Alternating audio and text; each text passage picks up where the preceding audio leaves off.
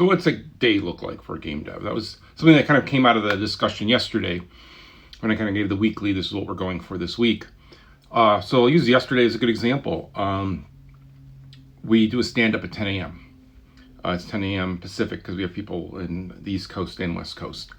When we were big, some people didn't want to do the stand-up because they thought it was a waste of time because there's a lot of socializing and chatting. Our smaller group likes that.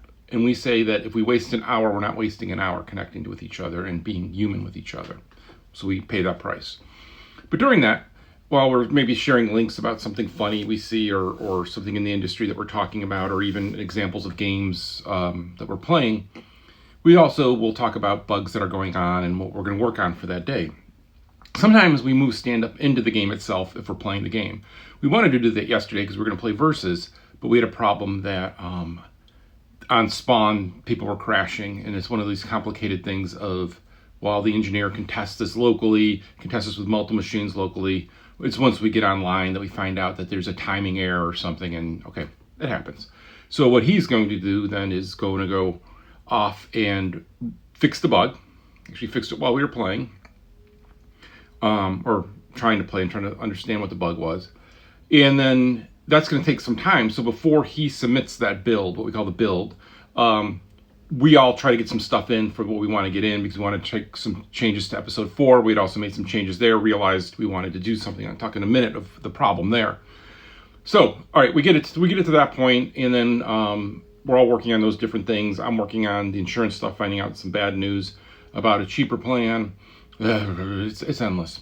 And then we're also looking towards the future and trying to figure some stuff out. So I just have a lot of BS stuff to do. We finally get the game together and we play the game. It's awesome. It's a really good experience. We realize some places where it's lacking though.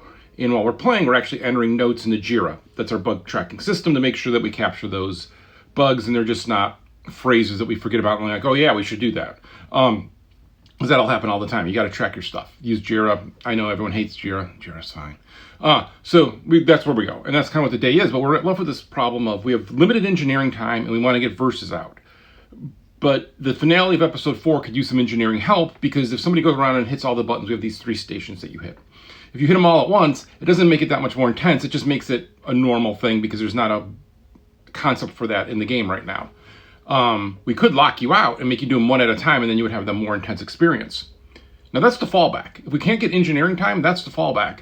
But the engineer is going to do what we say time box, and that means they're going to take an hour of their day and they're going to look, can they solve this problem in an hour? If not, we're going to solve it the other way by doing the thing that's not as cool but solves the problem.